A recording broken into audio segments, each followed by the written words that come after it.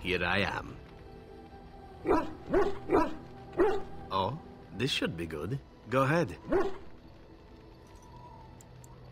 Oh, you wish to know about Antiva, do you? The only way to truly appreciate it would be to go there. It is a warm place, not cold and harsh like this Ferelden. In Antiva it rains often, but the flowers are always in bloom. Or so the saying goes.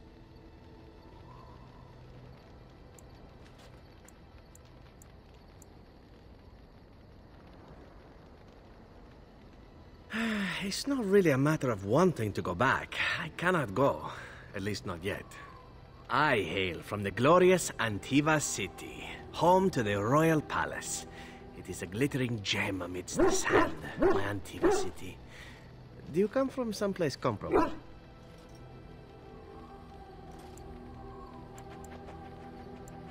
You have me there, indeed.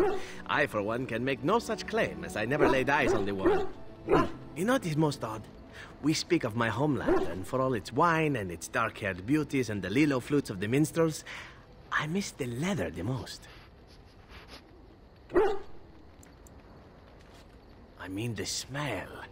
For years, I lived in a tiny apartment near Antiva City's leather-making district, in a building where the crows stored their youngest recruits, packed in like crates.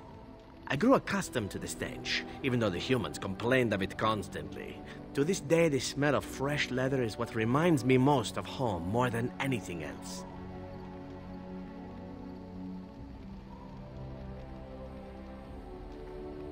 Oh, not so long, I know. It is my first time away from Antiva, however, and the thought of never returning makes me think of it constantly. Before I left, I was tempted to spend what little coin I possessed on leather boots I spotted in a store window. Finest Antivan leather. Perfect craftsmanship. But I was a fool to leave them. I thought, Zevran, you can buy them when you return as a reward for a job well done. More the fool I, no?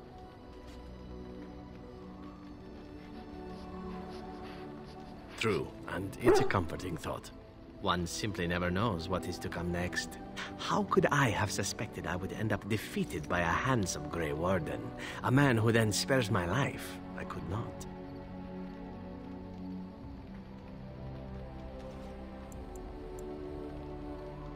Quite right you are. I see the Grey Wardens do not recruit fools. Now, if it is all the same to you, I would prefer not to speak more of Antiva. It makes me wistful and hungry for a proper meal.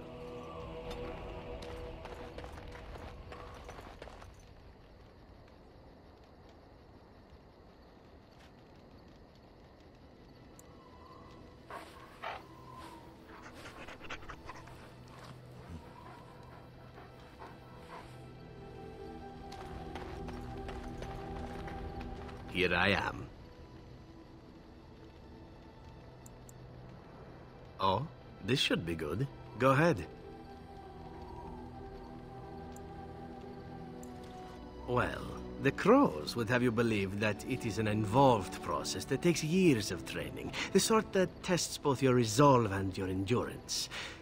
Survive that process and maybe, just maybe, you're good enough to start being considered one of them. But quite frankly, the truth is that all it requires is a desire to kill people for a living. It's surprising how well one can do in such a field. I don't know about that. It's simply a slightly different skill set from your average killer as I see it. An assassin simply specializes in striking from stealth, and in maximizing that first attack to be as lethal as possible. Debilitate your foe, either by poison or by crippling their limbs, makes any follow-up combat you need to engage in that much simpler. See? Getting paid for the act is beside the point. An assassin is more a tactical choice than a lifestyle. Of course, the crows like to pretend that their abilities are trade secrets, shrouded in shadows and wrapped in a blanket of mystery. So let's just keep this between you and me, shall we? Here I am. Oh, this should be good. What would you like to discuss? Here I am. Oh, this should be good. Go ahead. Well now, I imagine that's a very fair question. Being an assassin, after all, is a living, at least as far as such things go. I was simply never given the opportunity to choose another way. So, if that choice presents itself, why should I not seize upon it?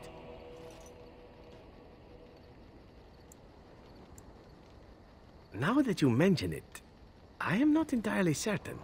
I was but a boy of 7 when I was purchased. For 3 sovereigns, I'm told. Which is a good price, considering I was all ribs and bone and didn't know the pommel of a dagger from the pointy end. The Crows buy all their assassins that way. Buy them young, raise them to know nothing else but murder. And if you do poorly in your training, you die. Oh, I don't know about that. The Crows who are actually good enough to survive come to enjoy some of the benefits. In Antiva, being a Crow gets you respect. It gets you wealth. It gets you women.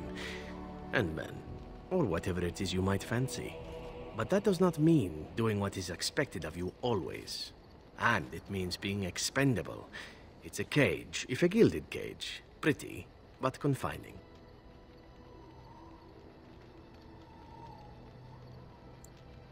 As for what I'll do in the future, presuming that there is one, I truly can't imagine. It might be interesting to go into business for myself, for a change. Far away from Antiva, of course. For now, naturally, I go where you go.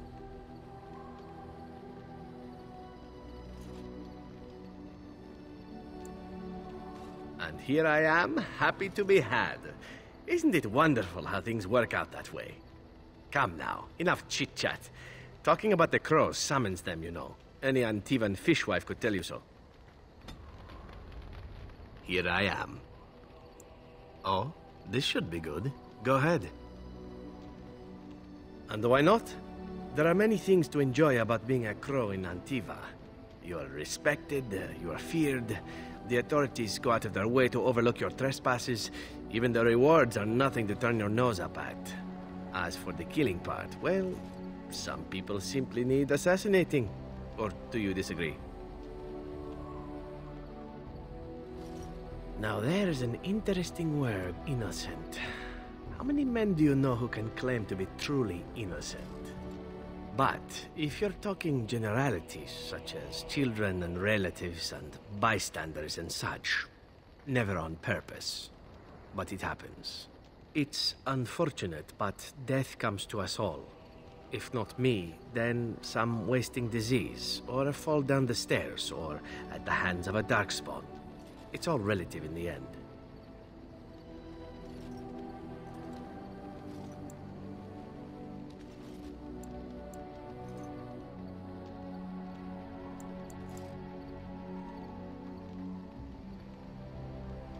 Death happens, as we like to say, and when I get paid for it, death happens more often. As far as enjoying the act of killing itself, why not? There is a certain artistry to the deed, the pleasure of sinking your blade into their flesh and knowing that their life is in your hands.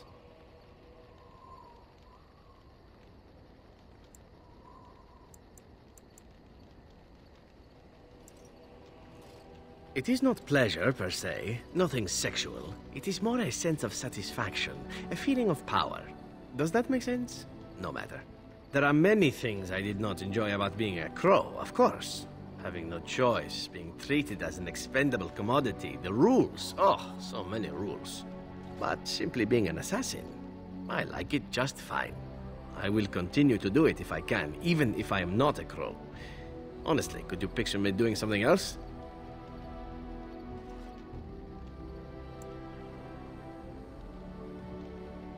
Whereas I am content merely doing what I happen to be good at. It's a talent that not many come by, honestly. I don't see why I need not pursue it. Of course, all these thoughts are moot. Chances are still good that you and I will perish, eaten by darkspawn or slain by the Crows at some point. Very gruesomely, I imagine. But it is pleasant enough to chat about. Come, let's move on while our boots still have some wear in them. Here I am. Oh? This should be good. Go ahead.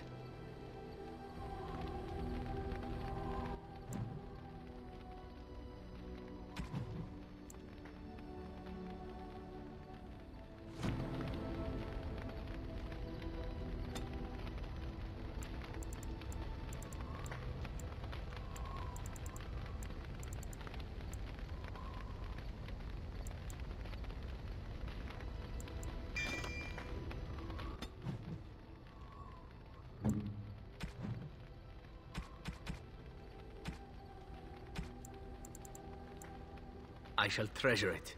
Thank you. Here I am. Oh, this should be good. Go ahead. Here I am. Again? I'm game. Have you encountered many abominations, apart from the ones in the Circle Tower? The first time I saw an abomination, my blood turned to ice. It was months before the nightmares stopped. It was the knowledge that I could easily become one of them that frightened me the most.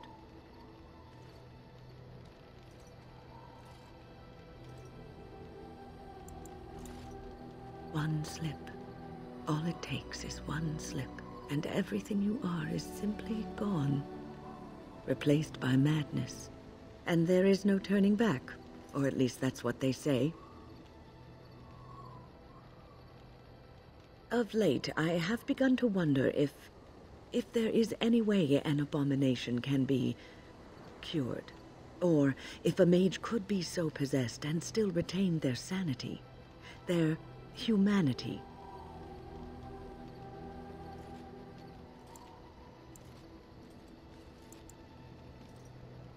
Yes, it is madness and cruelty that define abominations. If those are lacking, if the mage remembers the person they truly are, then they are not an abomination. I never saw that. Thank you for showing me another way of looking at it. So, tell me, how did you become a Grey Warden?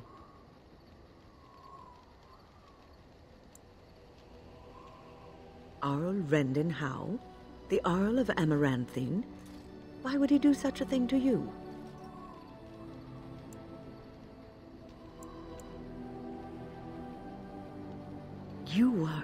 You are the last of the Kuslands? I had no idea. My lord?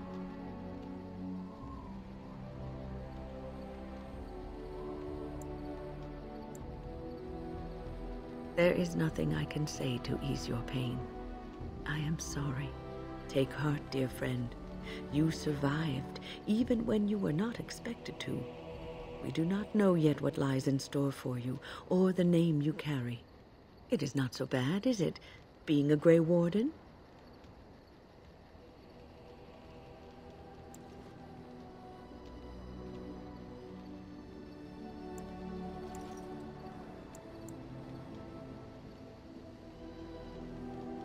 Sometimes it gives me comfort to think that everything will end up the way it's supposed to, that it will be all right. You were chosen. You survived the joining when others did not. Perhaps it was meant to be.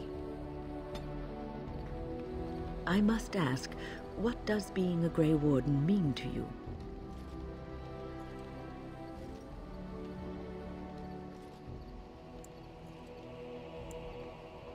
There's that, of course. But there's more to being a Grey Warden than killing Darkspawn and saving the world from the Blight. Ultimately, being a Grey Warden is about serving others, about serving all people, whether elves or dwarves or men.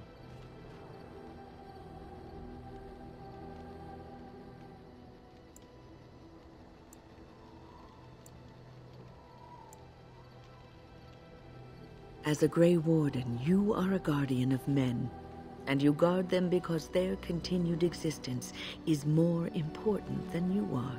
Thus it is you who serves, not they.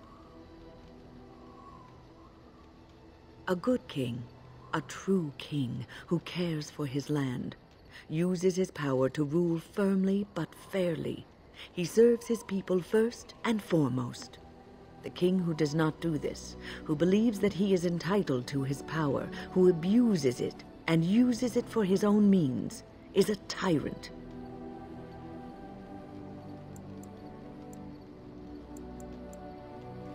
If you live apart from others and actions affect only you, then you may do as you wish. But if you have power, influence, and strength, your every action will be as a drop of water in a clear, still pond.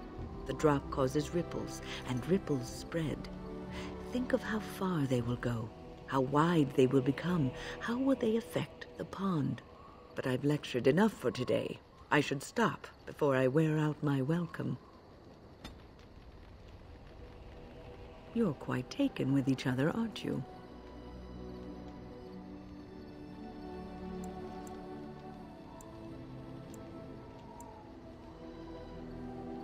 I've seen the way she looks at you, the familiarity with which you speak, how she always finds a way to place herself to you.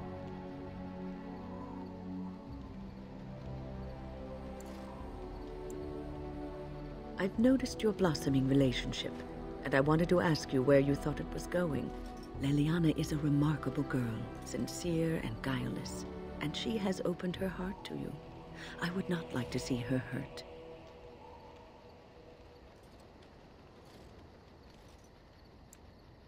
Not intentionally, no. But there is great potential for tragedy here, for one or both of you. You are a Grey Warden. You have responsibilities which supersede personal desires.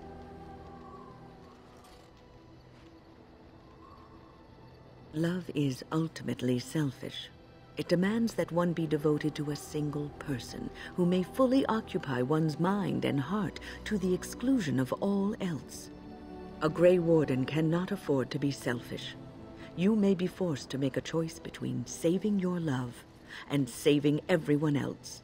And then what would you do?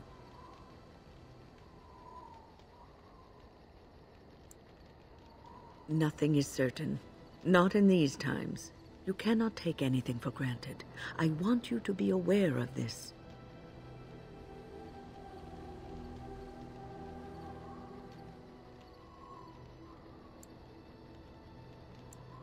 If you insist, I have given my advice.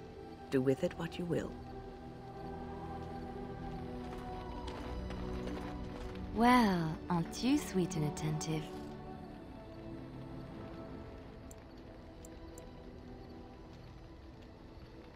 Of course. Wait, you want to talk about us? Is there something bothering you? Really? You think so? You're so sweet.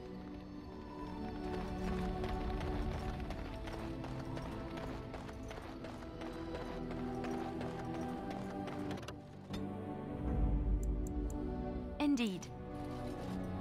Indeed.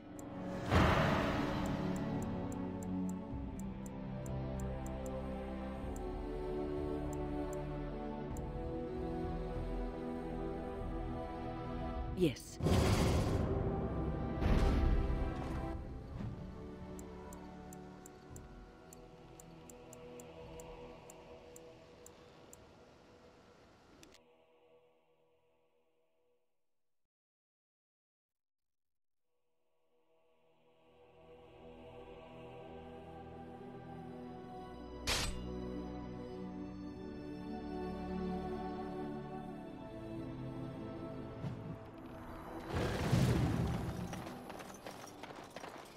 Ah, a fellow traveler of the fair lands. Are you a seeker, perchance? My packs are light, but I have a tome of strange origin. The Deus V Eternus, rumored to be the last message to a sinful world from the Maker himself. I have no idea what you're talking about, and neither do these large men carrying swords. Get them! We must not exhaust our supplies. Miss!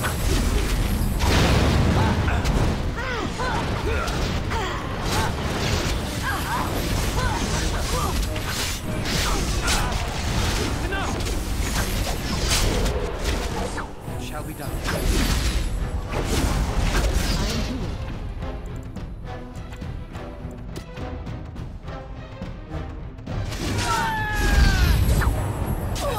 By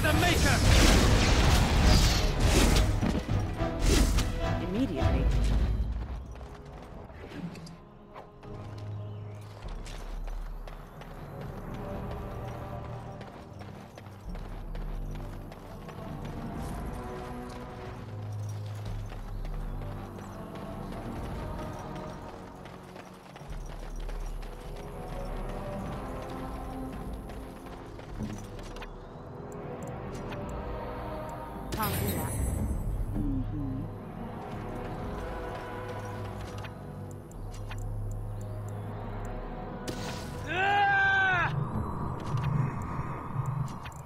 Sorry.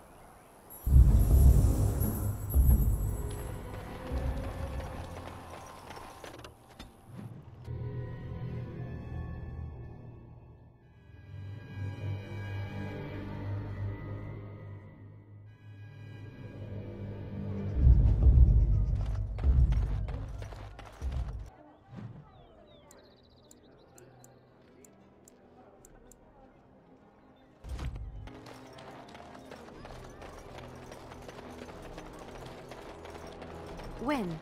Is this yours? Oh, my bag of components. Thank you, dear. I was wondering where it got to. You left it by the fire at camp. Oh, yes, I remember now. How age creeps up on you and brings with it forgetfulness. You're a great mage, Wen, and you're sharper and wiser than many people I know. Some young ones too. Oh, but you should have seen me 15, 20 years ago. The fires have dimmed somewhat since then. But thank you, Liliana, for picking up after this old lady.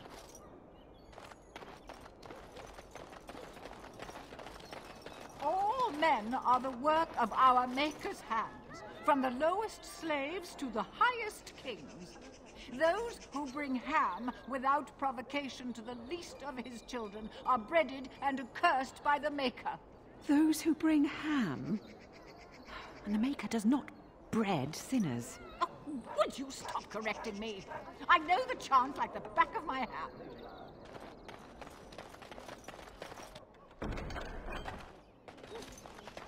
Magic exists to serve man and never to rule him. Good to see you again.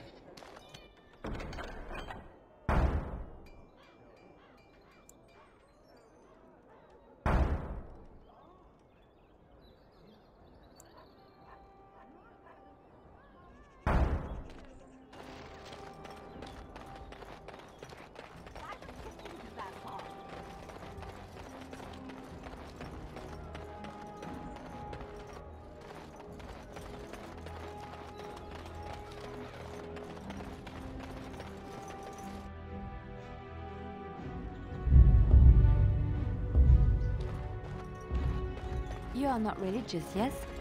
You do not believe? I do, to some extent. It does not govern my life, however. Why do you ask? Oh, nothing. You are just a very good person, and it shows. And I thought at first you were religious like some of the revered mothers. But no. I thought about it, and I realized that you're not. I do what I do because I enjoy it. Because I enjoy teaching others, helping them. I do not seek recognition for my works. I do not seek the approval of my peers, nor the approval of a distant god. That is admirable, doing good for its own sake. Some I knew were not like that.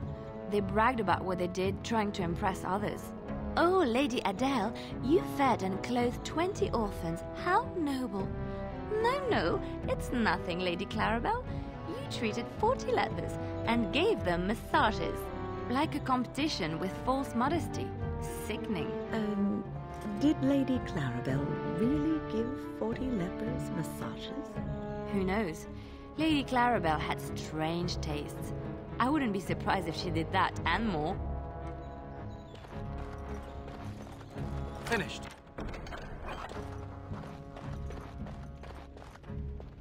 Welcome, friends. Welcome to Wade's Emporium. We have the finest armors in Denerim, maybe in all of Ferelden. How may we assist you? The city is full to bursting. With people from the country coming, trade is thriving.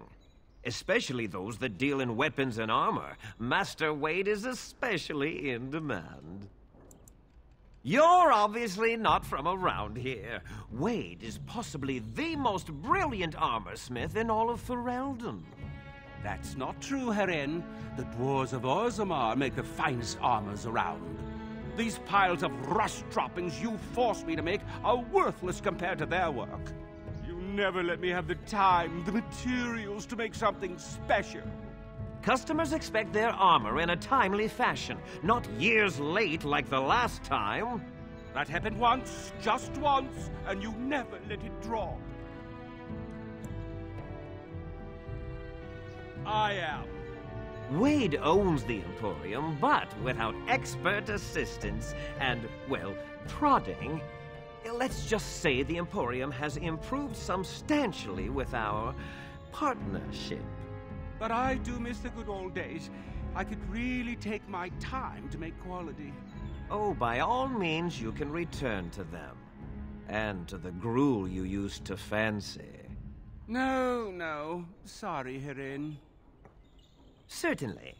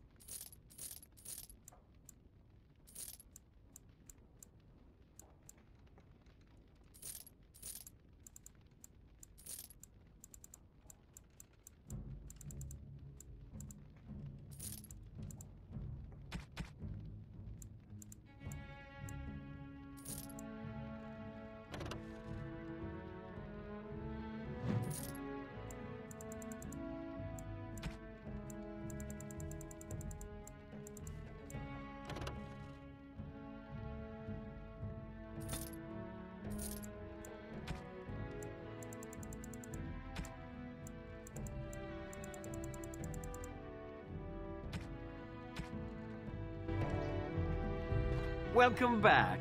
You looking for fine armor? No, he can't. Did I hear right? A man, you have drake scales? Look at this, Herin. It's real. Some never see a single scale in their lives. I must make this. Tell the, customer, is it? I'll drop everything to work on this immediately.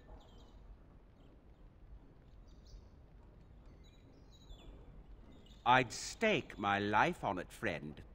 Where is your humility when we really need it?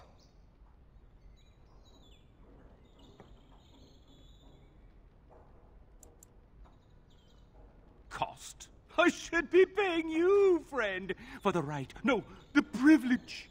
Pay him? No, Wade, no. We'll charge you. I'll hear nothing of that, Herin. This is my shop, and working on drake scales won't cost a bloody Elysian penny. It will take however long it takes. You don't rush a masterpiece, my good man. Yes, that's right. It could take months, years even. You should just leave. It won't take that long, Herin. Unless I did some inlays of... Oh, I know. Yes, it wouldn't be complete without the, inlays. Of course, the customer would have to agree. Excellent. You won't regret it. Think of the possibilities, Herin. Think of it. I'm trying to stop.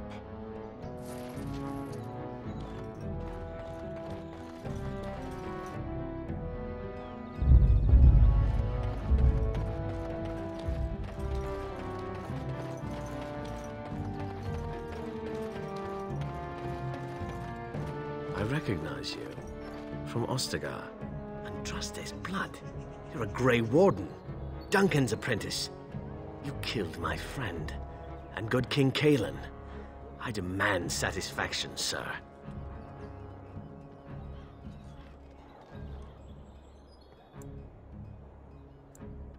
An uncommon traitor deserves no common death. We will meet on the field of honor, and my blade shall see justice done. Meet me in the back alley behind the Nord Noble Tavern. There we will duel.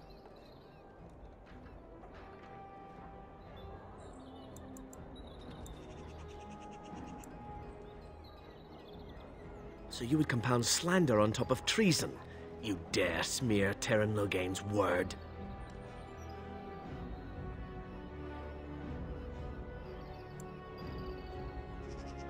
I cannot take that chance. As much as I feel in my bones you are guilty. Leave, Warden. If I find proof, we will meet again. Dwarven crafts. Fine dwarven crafts. Direct from Orzammar. You won't find better. Welcome, welcome. We sell only the strongest dwarven steel, folded over 100 times in the forges of Orzammar. In times like this, surely your group could use some extra protection on the road. I'll answer what I can, but my policy is not to sell things that don't belong to me. The Landsmeet's the big news. Every dusty noble estate in Denerim is airing its sheets, waiting for the Lord to ride into town. It's the capital of Ferelden, so naturally the Queen and Regent are at the top. But the man who seems to be running the city guard is the new Arl Rendon Howe. Came in from somewhere up north.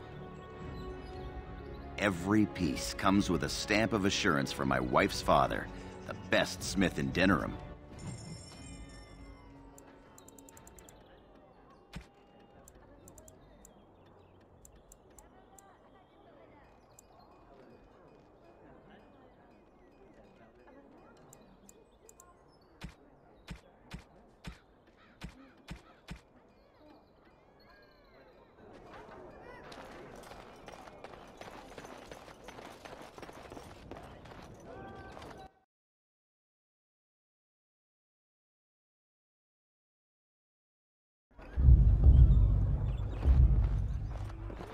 I wonder if they have a Busy day today. Wine.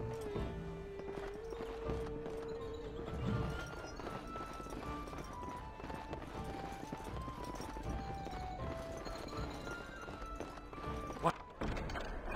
Now?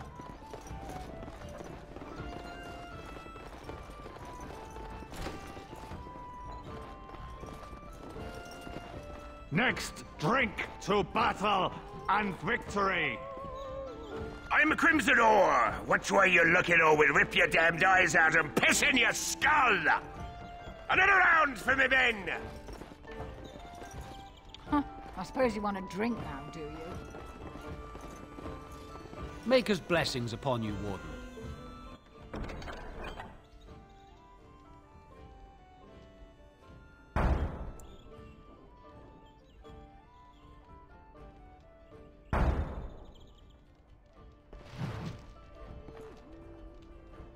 The Irregulars thank you.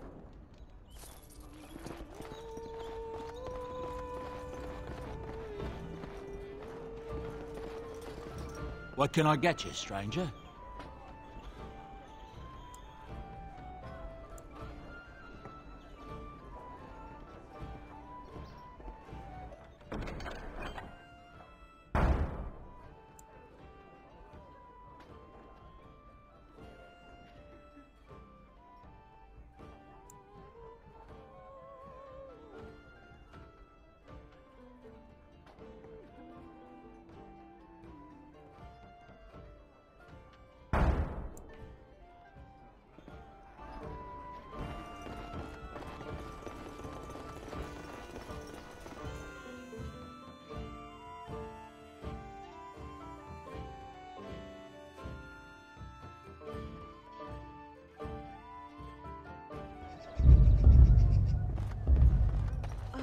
Wonders of Thedas. I haven't been here in ages.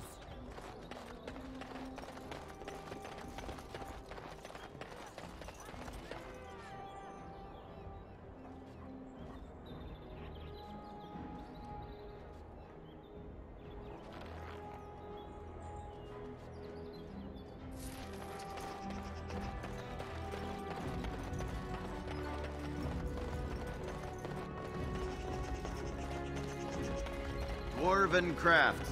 Fine dwarven crafts. Direct from Orzammar.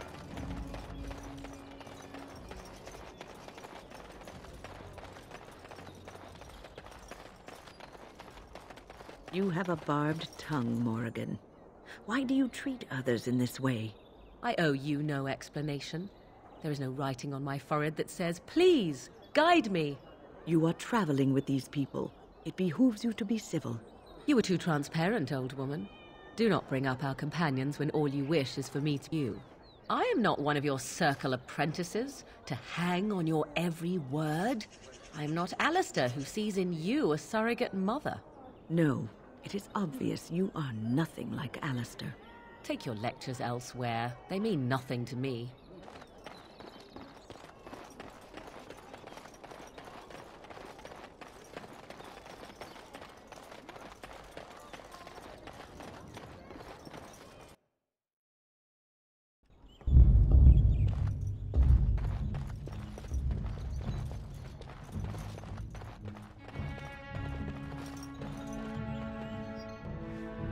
You're here about your order?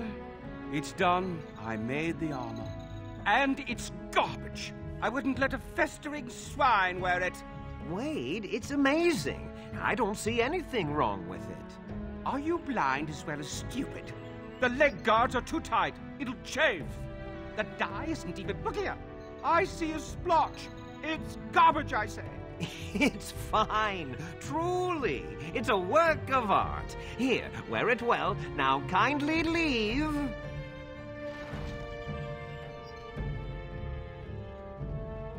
Did you bring more scales? I want to try again. I've learned so much. Wade, please leave the customer alone. How can I help you?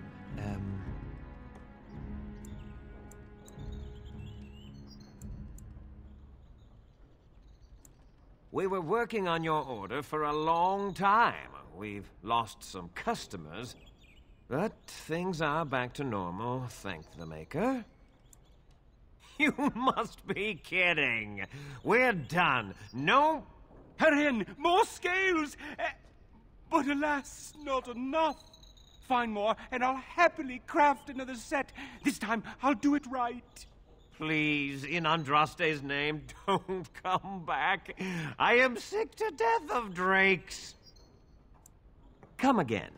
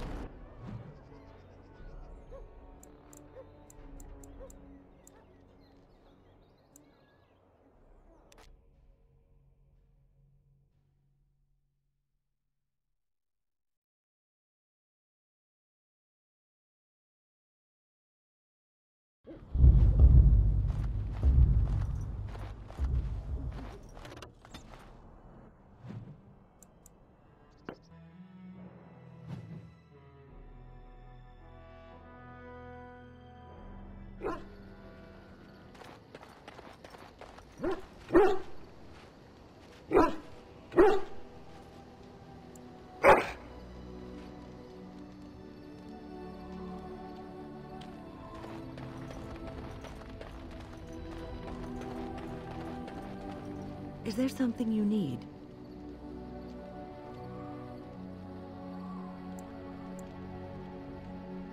I have watched you for a time, and perhaps I was wrong. There seems to be something special between the two of you. I think she feels she's truly found her place with you, that after all her wanderings, she's finally home. I think I was too harsh in my judgment before, and I am sorry. What you have may not last forever.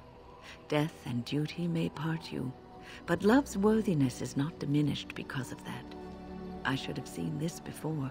Instead, you learn to cherish every precious moment that you spend together, knowing that it may be the last.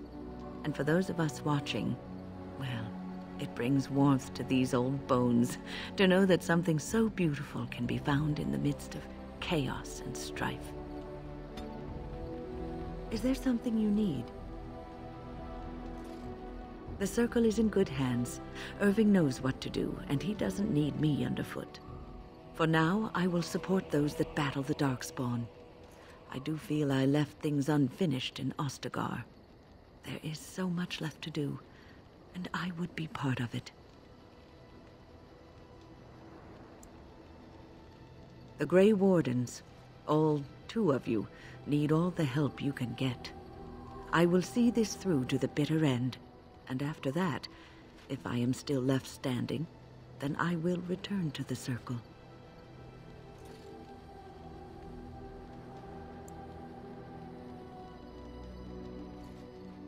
No, of course I don't. I'm old and unsure of what I'm doing. Actually, I'd rather be in a warm chair in the sun, being served pudding or some other easily digestible food. I know. I was just teasing. The ability to laugh at myself is something I developed too late in life. But to allay your fears, yes, I am sure this is what I want. Is there something you need? I will answer to the best of my ability. People don't become mages. They are born mages. The talent just surfaces later. But you are asking how I ended up at the Circle.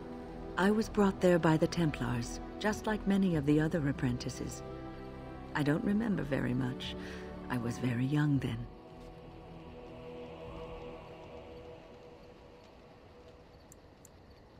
I didn't have a family. I never knew my real parents. My earliest memory was of hiding in a hayloft on a farm, trying to keep warm.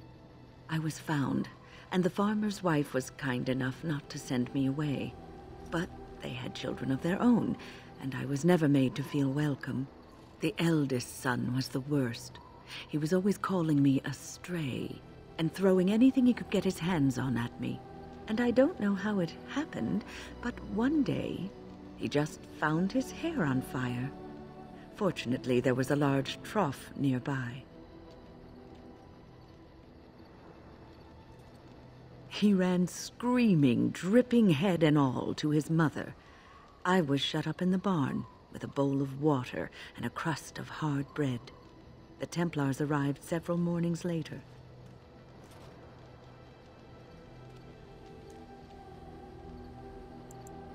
One of them ignored me, but the other was kind to me. He gave me sweets and even sat me on his shoulders once when I wanted to look over a high wall that ran along the road. I'll never forget the moment the Templars led me into the entrance hall of the tower. I had never seen anything so grand in my life. I stopped being afraid then. I knew I was home.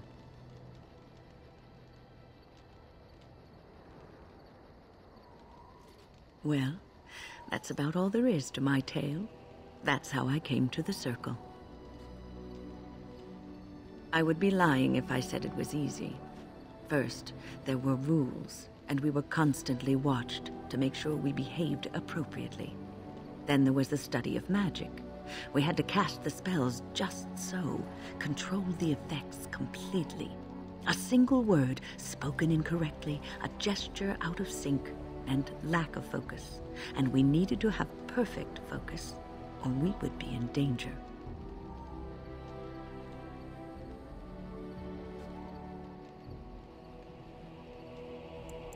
From Fade spirits. If we were careless, they would enter our minds, and we would become abominations. Without the Circle and my mentors, I would not have been where I am today. And there was joy in life at the Circle. The joys of fellowship, in knowing that you were not alone in your struggles. In spite of everything, I was happy in the tower, and I loved it. Is there something you need? I will answer to the best of my ability.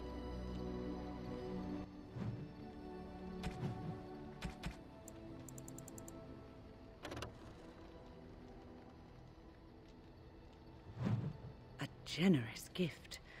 Thank you ever so much. What's on your mind?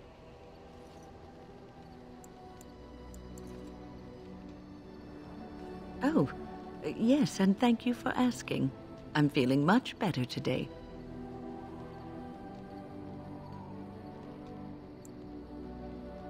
Well, thank you for your kindness, my dear.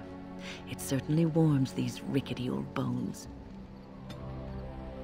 What's on your mind? Is something troubling you?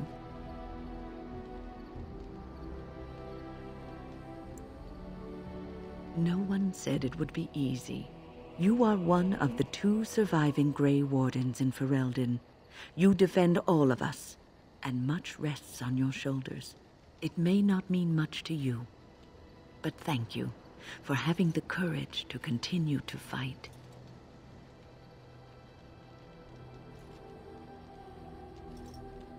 And that gives me hope. Have you heard much about the Grey Wardens of old?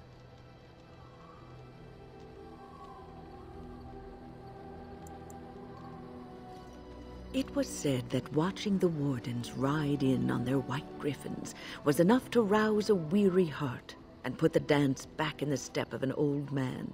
The Grey Wardens were powerful, feared and respected, but they also inspired the common people. I remember a tale that was told to me many years ago.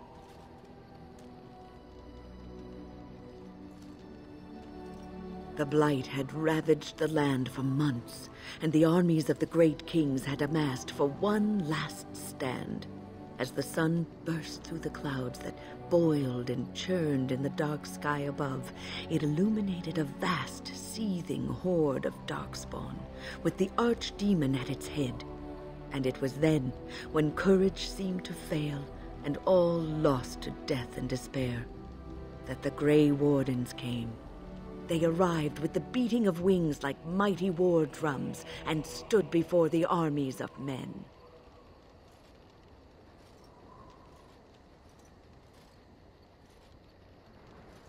The Grey Wardens, grim and fearless, marched forth, ever between the men and the encroaching darkspawn. They formed a shield of their own bodies and held that line until the archdemon was dead and the last darkspawn lay trampled in the dirt. And then, demanding neither reward nor recognition for their sacrifice, the Grey Wardens departed. When the clouds finally rolled back and the sun shone full upon the blighted ground, the great kings knew that they had lost no men, and none of their blood had been spilled.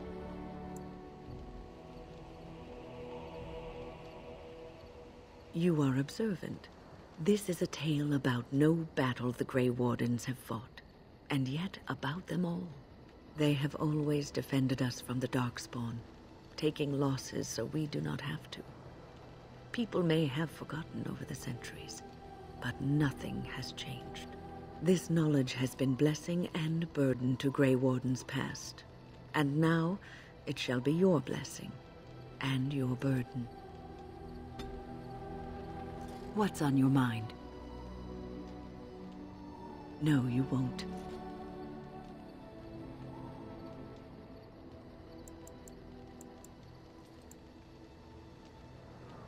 You wonder sometimes, don't you?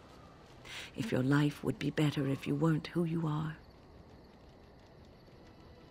When I was a young woman in the tower, I came to the realization that the circle would be my life, and I would know no other. Family, love, a simple life. These were things that others took for granted, that I would never have.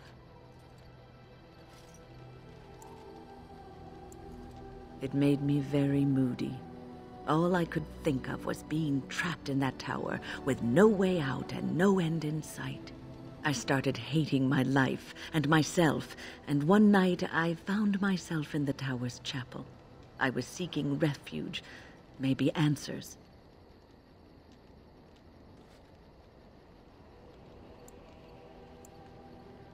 I must have looked tearful or made some noise, because the revered mother came out and decided to speak to me. And because I had no one else to talk to, I talked to her. I must have said many silly things, but she told me that the Maker puts us all on our paths for a reason, and fighting our intended course is what causes so much anguish.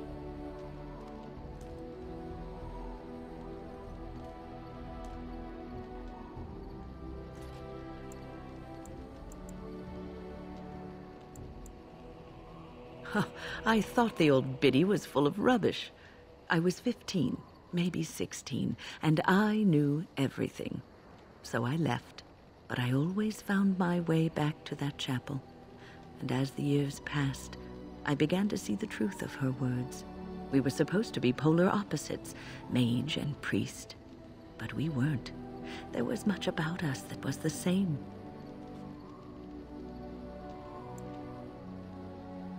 The revered mother had lived in the chantry all her life, as I had been in the tower for all of mine. She taught me that you can find your family in the people around you, that you can love your work and find fulfillment in duty, and there is joy even in self-sacrifice. If you put others before yourself, then their well-being is yours, and their happiness is your happiness.